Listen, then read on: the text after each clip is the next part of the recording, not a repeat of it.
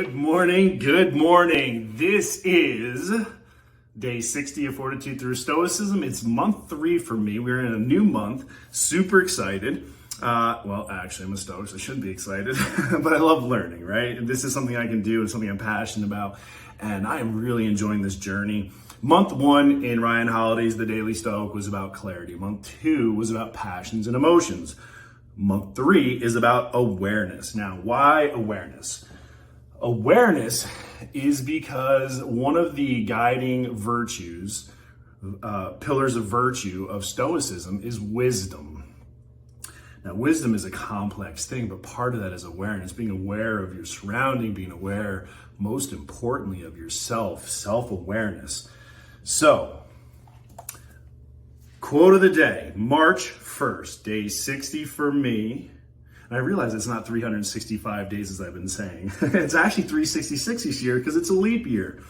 But I've been saying it so much it's become a habit. So again, this is day 60 of implementing the ancient philosophy of Stoicism into the life of a modern masculine man. My 365-day journey now just became 366. So, an important place to begin in philosophy is this. A clear perception of one's own ruling principle. A clear perception of one's own ruling principle. Okay, philosophy, I'm going to read this. Philosophy is intimidating. Where does one start? With books, lectures, the sale of all your worldly possessions? None of these things. Epictetus is saying that one becomes a philosopher when they begin to exercise their guiding reason and start questioning their emotions.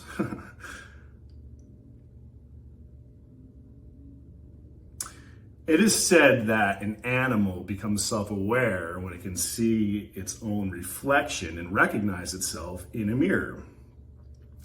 Perhaps we could say we begin our journey into philosophy when we become aware of the ability to analyze our own minds. Can you start with that today?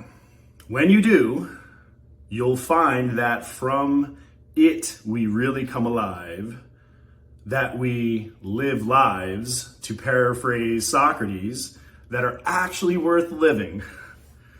So amazingly true. So awareness for me has been critical. And I've always been a guy who challenges the status quo. I'm a Sigma by nature. I'm not an Alpha, I'm not a Beta, I'm a Sigma.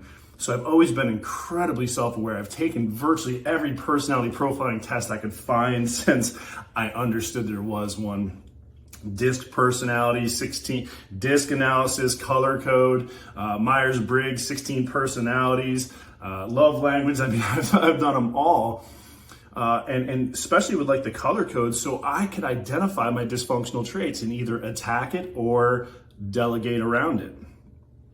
So this is very important, and this has been crucial for me because when I was young, as you know, so my DISC personality is a high D, dominant, you know, and I was a 99 out of 100. So I've talked about this. I'm like the biggest D I've ever seen.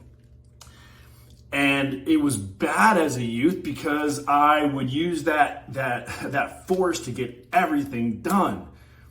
And so that's my natural state. And now my adapted state is that I use more influence and charisma, high I, if you will. So we can learn, and I've made that shift in my life because of awareness. So wherever you are in your journey, wherever you are in your life, whatever you're looking to do, the first thing we have to do is we have to look inside at ourselves. Now, this is painful because you first have to drop the ego and say, yeah, I know, I'm not amazing. I'm not perfect. I'm not wonderful. I am a human. I'm fallible. I'm full of errors. And those are the things that we want to search for. I remember this. When I was in high school, game day in high school, or game film in high school we watched on Mondays. Well, you know, I'd have a big touchdown run and, you know, we'd watch that play one time, you know, and there'd be a play where I missed a block or the play broke down or I definitely messed up.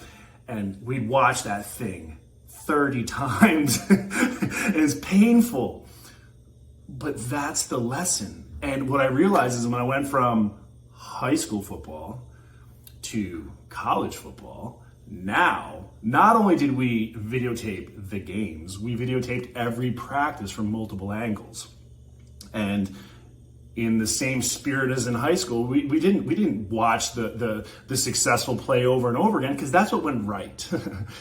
We watched the plays that didn't go right over and over and over and over again, because then and only then I was aware that I wasn't low enough on that block. I wasn't stepping with the right foot.